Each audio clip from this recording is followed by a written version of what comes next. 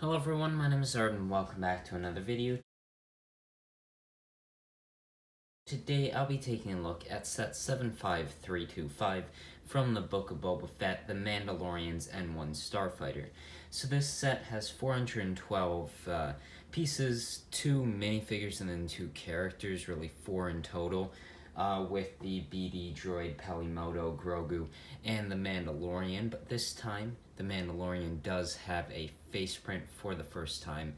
I'm sure as we get more Mandalorian sets, especially with Season 3 on the horizon, that face print will make an appearance, but at the moment it is an exclusive face print. The Pelimoto is an exclusive minifigure, and the BD droid, at least in this color, is an exclusive character. The mold has now been introduced with the BD1 set coming out in the summer, and then Grogu is pretty common in pretty much all Mandalorian or Book of Boba Fett themed sets now.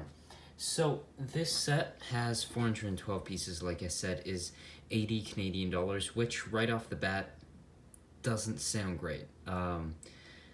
And I do wish this set was cheaper, but one thing I do want to mention is that while building this set, I noticed multiple new pieces that were kind of combinations of other pieces, making them a bit larger. So I would expect if you used pieces that say existed last year, this is maybe like a 550 piece set instead of that early 400 piece set. So that's just one thing I just want to make sure that's realized here, is that yeah, the price per piece, even though it's for sure not everything, is not great.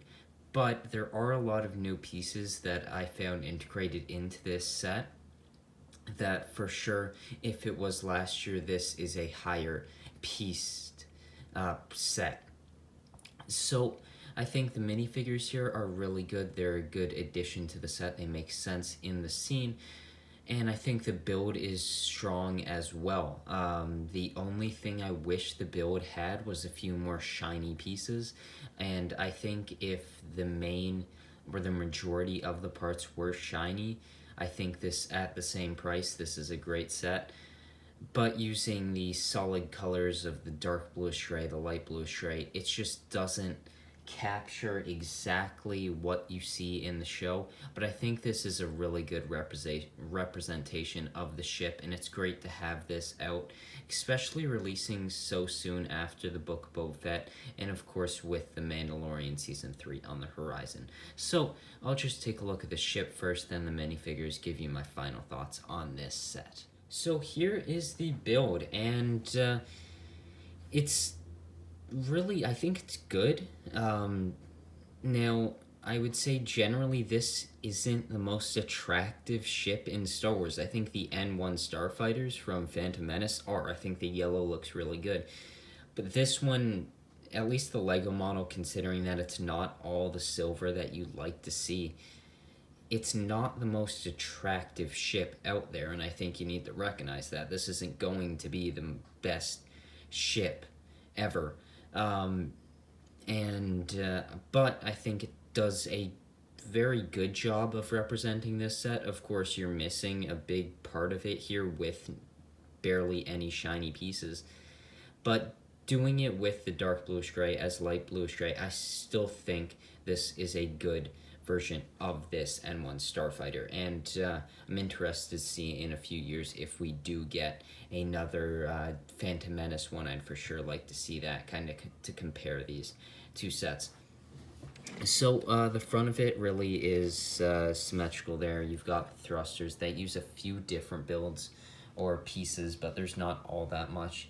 You have these parts right here at the front, a sticker right there. Here is a little area that can open up, and in the instructions it does show you placing the Darksaber as well as the Mandalorian's jetpack in there, just because he won't be able to sit in the seat right there with that jetpack on. The seat here is done, I think, really nicely. You have a little control area right there, which is a really nice sticker. I like the amount of detail that is in this small cockpit area. The only issue really here is a bit of gapping there, but other than that, it's done really well. Moving to the back, I really enjoy how this is built. I think it looks really nice.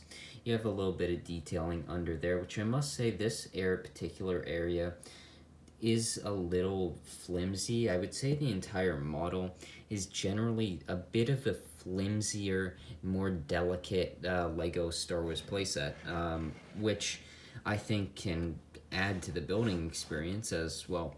You really have to focus on what you're doing, or else you're going to end up with a weaker product, which for a younger Lego audience is probably not the best, but for enjoying the building experience, that's for sure. One thing, you have Grogu's spot right there, which is pretty effective. There is Grogu, and there's a little stud right in there, and you place Grogu, and you can see him right there. It's a really well done. I think the part usage here is great.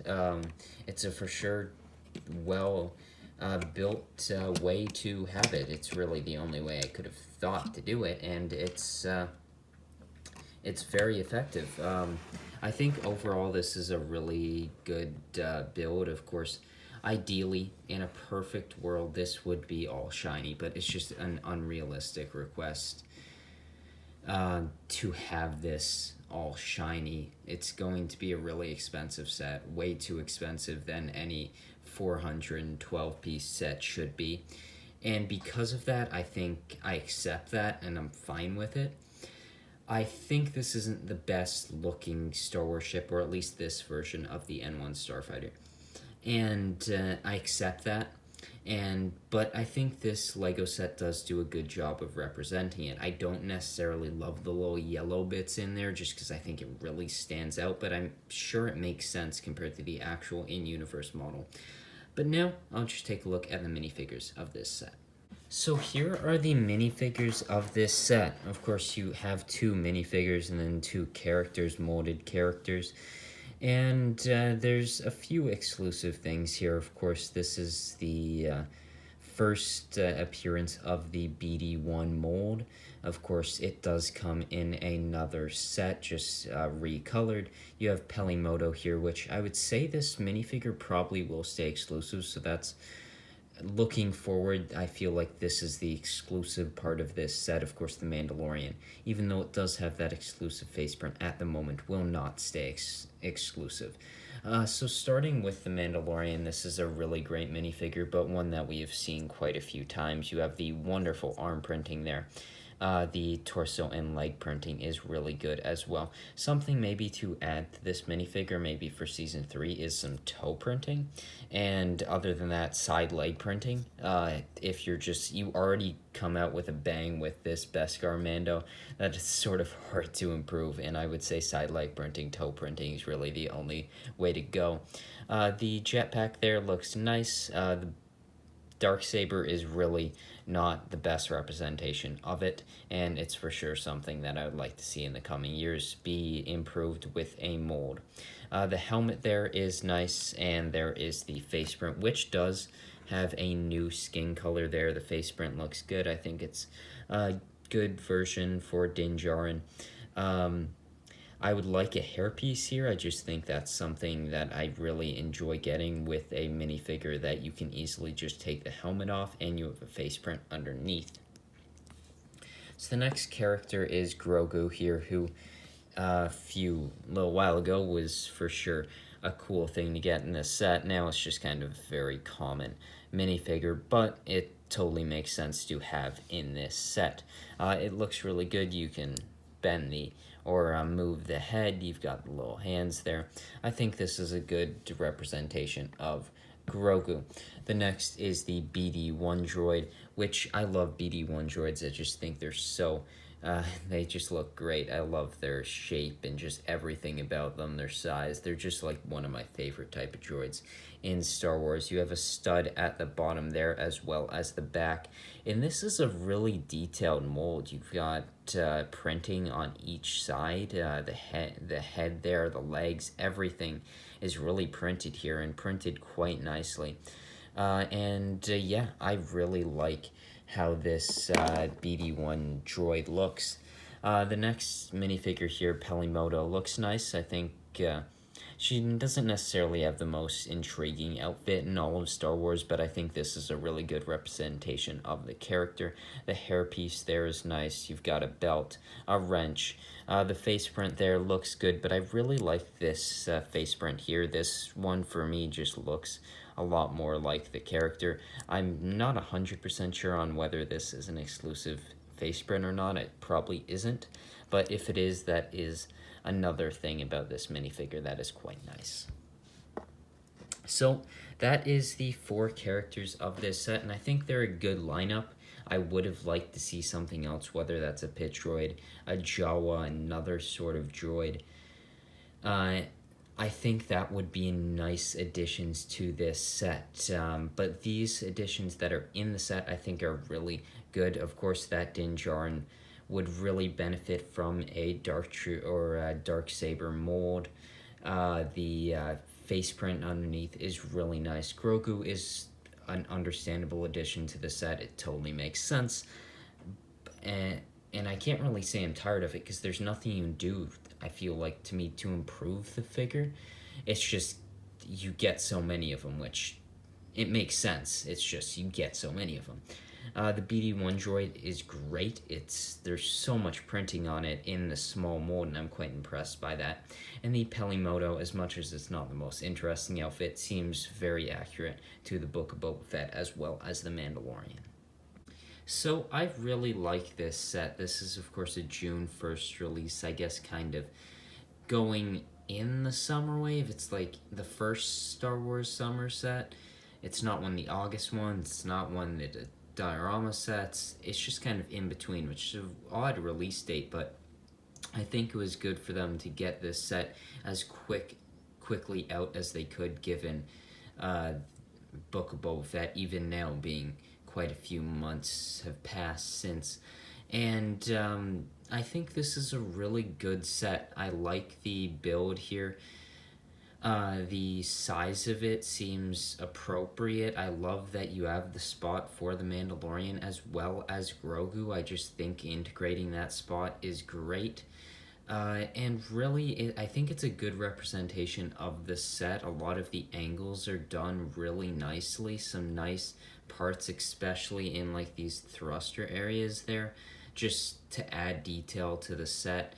And really the only thing that I would change is maybe having a pit droid or a Jawa or something, a tool cart, just something to add to it, and more shiny pieces. Now, if you added some shiny pieces there, some shiny pieces there, I don't think it would look great. I think you would for sure have to have it fully silver in order for it to look really nice. And that's maybe one reason, is just that to have all those shiny pieces, this is already an $80 set as it is, which is up there. I don't think it's as bad as the recent Kenobi vs. Vader dual set, but it's up there on price. It's not the greatest price out there. But I think it makes sense not to have all the shiny pieces, because I'm sure this would be like a more than $100 set, which is just, for what it is just not something you'd want unless it was at like a UCS scale, which I just don't think this set really warrants a UCS set. I think the Razor Crest and a lot of other things for sure far deserve a UCS model to this, so I don't really expect to see probably another one of these, or at least a shiny one, anytime soon or ever. I think this is a really good set. I'd for sure recommend it. This summer is pretty strong, except for that Vader Kenobi set, and I don't think this is the best summer set. I think it's a good summer set, though, and I'd for sure recommend it. Of course, minifigure-wise, it's not all that interesting, given that in a really nice build, I would say for me, a nicer build, you do get one of those molded BD droids with BD1.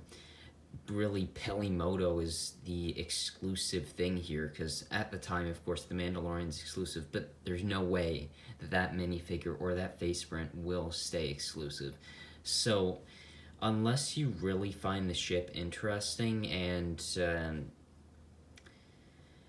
there's nothing exclusive here, I feel, minifigure-wise, that really... They're kind of just additions. The build's really nice. I'd for sure recommend this set. I just don't think it's the best set, but I think it's a really strong addition to the summer lineup. But I just really can't rank it right up there, especially given that we haven't seen two of the larger sets. I can't give you an idea of where I'd put this. Right now, I'd probably have it middle to the top. It's a good set. I think it's a bit expensive, but I think the minifigures here are nice, but there's not all that exclusive here. And of course, given, which doesn't totally make sense, as like 3 out of 4 things have something exclusive about them, but as interesting exclusive minifigures go, I don't think this set necessarily has it. The build's really nice. I think the piece usage here is nice. The build was fun to put together. It's a very quick build. It's only done in 2 bags. This was the first set that had the newer instruction manuals, which I don't think looked the best, but they were fine. They were instruction manuals. I really don't care. The build's really nice. I'd recommend this set. I think the biggest changes I would make to this set, first, probably add a minifigure or a pit droid, just something additional to this set, as well as a maintenance cart. I think those are some good additions. An unrealistic thing that I would ask for would have this shinier, which, unless you're going to do the whole thing, I just don't think looks good, and that's just really unrealistic for a set of this scale. And then the next thing, I think this is something that we absolutely need, is a dark saber mold, or something better than a lightsaber pole piece attached to a lightsaber hilt. It's not good enough. When we were just introduced to the Darksaber back in the Clone Wars, sure, it's not that prominent in Star Wars, but as it is becoming more prominent in Star Wars, we're seeing it in more things. I think we totally, at some point in the next 1, 2, 3 at max years, we need a Darksaber mold. I just think we really need that. That's something that other than vehicles, minifigures, if there's a particular piece that LEGO Star Wars needs at the moment, I think that goes to the Darksaber. This is just not good enough. It really does need to be changed. If you ask me it when the first Mandalorian Starfighter came out with Paz Vizsla, no, that one doesn't need a mold. It's not the best, but it doesn't need a mold. But as the Darksaber has become more of a prominent thing in the Star Wars universe, it for sure does need a mold. So I hope you enjoyed this review, and I'll see you in the next one. Bye. So here is the box art, and it looks really good. You have the N-1 Starfighter flying there, the Mandalorian, as well as Grogu in the cockpit.